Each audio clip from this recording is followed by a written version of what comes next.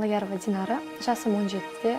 Қазіргі уақытта 46-салы мектептің 11-ші класс оқушысымын. Инглиз тілін үйренуге жасылымнан қызығып келемін. Қазіргі уақытта жастарымыз үшін шет тілден үйренуге көптен көп имканиятлар жаратылып бермақта.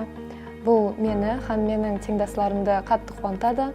Бір ғана мысал, мен өзім IELTS имтиханынан жоғарғы баллардан 8 балл алғаннан кейін Жастар істері агентлігі тарапынан тестқа кеткен қаражаттар толық компенсация қылынып төленіп берілді.